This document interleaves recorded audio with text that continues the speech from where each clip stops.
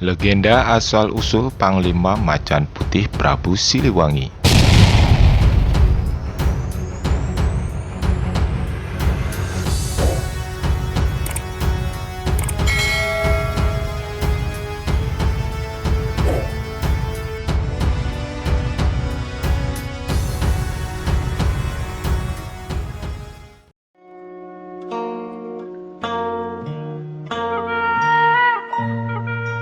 Mendengar kata Pajajaran, terbayang sebuah kerajaan di tanah Pasundan yang mewah dan agung dipimpin oleh raja bijak dan penuh karisma, Raja Pajajaran Prabu Siliwangi.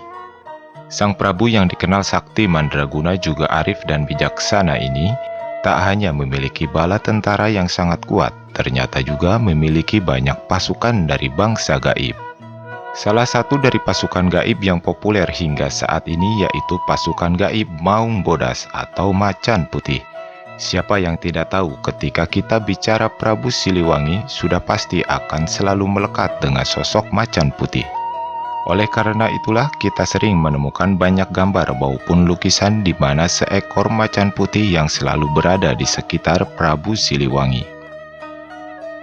Tak hanya itu, Maung Bodas juga dijadikan sebuah lambang agung oleh pasukan Kodam Siliwangi TNI Angkatan Darat, yang menjadi simbol kekuatan akan tangguhnya seorang kesatria.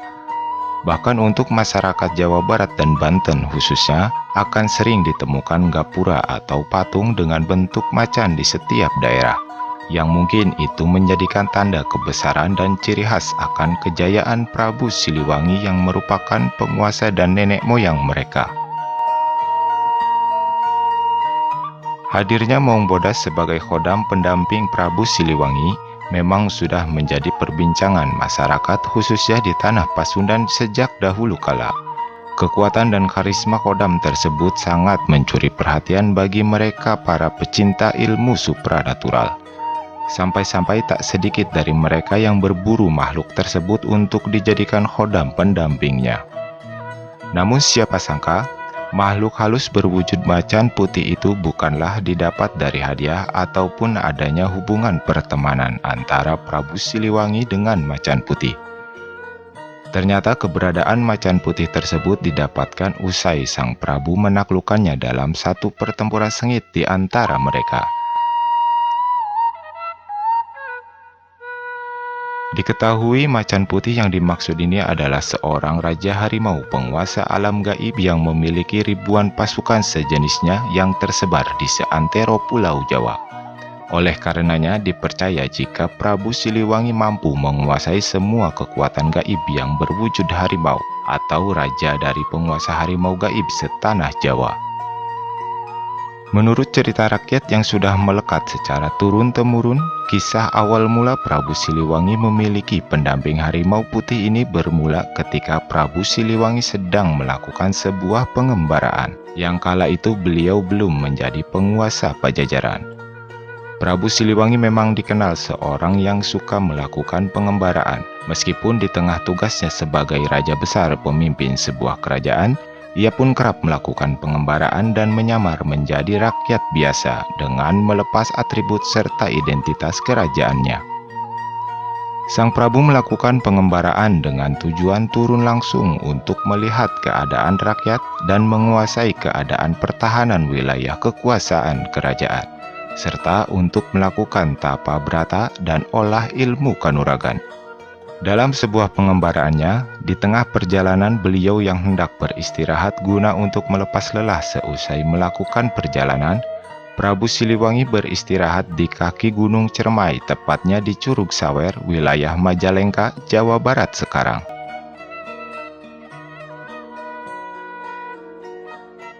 Ketika sang Prabu hendak beristirahat, tanpa disangka tiba-tiba sekawanan macan putih gaib datang dari berbagai arah. Lalu mereka menghadang langkah sang Prabu dan siap untuk menerkamnya. Yang sebelumnya macan-macan tersebut tidak mengetahui bahwa orang yang mereka hadang itu ialah Prabu Siliwangi. Prabu Siliwangi yang saat itu hanya seorang diri dan tanpa senjata, diserang oleh para pasukan gaib macan putih tersebut.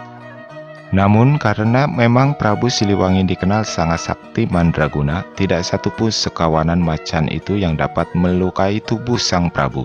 Akan tetapi sebaliknya, satu persatu dari sekawanan macan putih itu terkena serangan balik dari Prabu Siliwangi.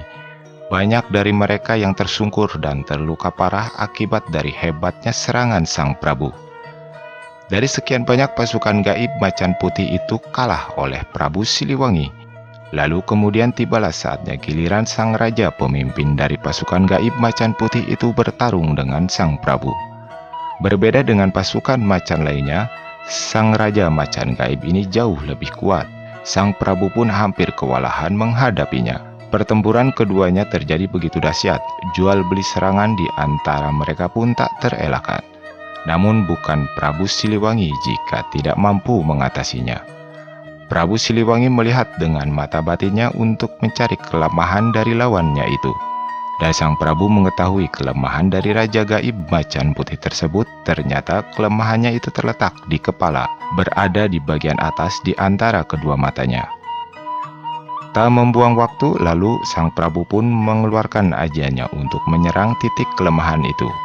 Kemudian sang Raja Gaib Macan Putih pun tak kuasa menahan serangan dari sang Prabu Siliwangi. Lalu ia pun terpental dan terluka parah. Raja beserta pasukan macan putih itu sudah tidak berdaya di hadapan sang Prabu. Lalu mereka pun mengaku kalah dan meminta kepada sang Prabu untuk mau menjadi tuan dari mereka. Sang Prabu pun mengizinkan dan mau menjadikan mereka budak atau pendamping beliau. Sejak saat itulah Raja Macan Putih dan seluruh pasukannya mengabdikan diri dan bersedia membantu Prabu Siliwangi dimanapun berada dengan taruhan nyawa mereka. Dari kebijaksanaan serta kewibawaan beliau dan juga kesaktian yang dimilikinya ditambah pula dengan adanya bantuan dari pasukan gaib, maka pantas Prabu Siliwangi menjadi raja tersohor seantero tanah Jawa.